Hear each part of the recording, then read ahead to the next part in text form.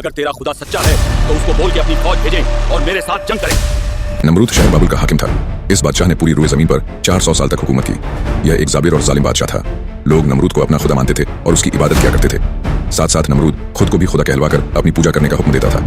हजरत इब्राहीम अलैहिस्सलाम वह वाहिद शख्स थे जो अल्लाह की वहदानियत पर ईमान रखते थे और केवल अल्लाह की ही इबादत किया करते थे। हजरत इब्राहीम के बार बार दावत हक देने से नमरूद तंग आ गया। बहुत ज्यादा तंग आकर नमरूद ने हजरत इब्राहीम से कहा कि अगर तेरा खुदा सच्चा है तो उससे कहे कि अपनी फौज भेजे और मेरे साथ जंग करे। चुनांचे जैसे ही नमरूद ने हजरत इब्राहीम के सामने यह बकवास की तो फौरन हजरत जिब्राइल हजरत इब्राहीम अलैहिस्सलाम की बारगाह में हाजिर हुए और कहने लगे कि अल्लाह का लश्कर जंग के लिए तैयार है। हजरत जिब्राइल की यह बात सुनकर हजरत इब्राहीम अलैहिस्सलाम नमरूद से कहने लगे कि अल्लाह का लश्कर जंग के लिए तैयार है। यह सुनकर नमरूद ने कहा कि मुझे 3 दिन की मोहलत दी जाए ताकि मैं अपनी जंग की तैयारी कर सकूं। चुनांचे नमरूद को 3 दिन की मोहलत दे दी गई। चूंकि नमरूद की हुकूमत पूरी दुनिया पर थी, इन 3 दिनों के दौरान उसने पूरी दुनिया के बड़े बड़े जंगजू इकट्ठा किए और बहुत सारे हथियार जंग के लिए तैयार किए। इसके बाद उसने हजरत इब्राहीम अलैहिस्सलाम को तकब्बुर के साथ ललकारते हुए कहा कि हमारी फौज जंग के लिए तैयार है, अपने रब से कहो कि अपनी फौज भेजे और हमारे साथ जंग करे।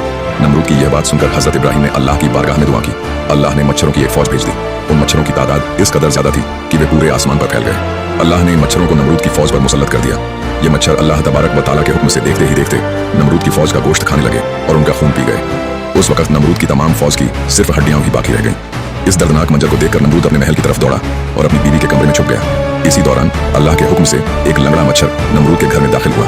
नमरूद ने जब इस मच्छर को देखा तो अपनी बीवी से कहने लगा कि यही वह मखलूका है जिसने हमारी फौज को हलाक कर दिया है। इसी गुफ्तगू के दौरान वह लंगड़ा मच्छर अल्लाह तबारक व तआला के हुक्म से नमरूद की नाक में दाखिल हो गया। वह मच्छर नमरूद के दिमाग को चाटने लगा।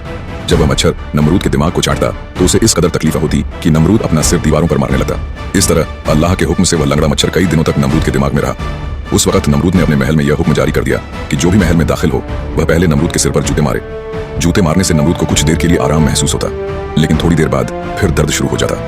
नमरूद अपना सिर सलाखों और दीवारों से पीटता रहा, यहाँ तक कि अल्लाह ने उसे दर्दनाक मौत अता फरमाई और वह अपने सर को दीवारों पर मारता मारता हलाक हो गया। वह नमरूद जो अल्लाह को तकब्बल के साथ जंग के लिए ललकार रहा था, उस नमरूद को अल्लाह ने एक हकीर और लंगड़े मच्छर के हाथों हलाक करवाया और पूरी दुनिया के लिए इबरत का निशान बना के रख दिया।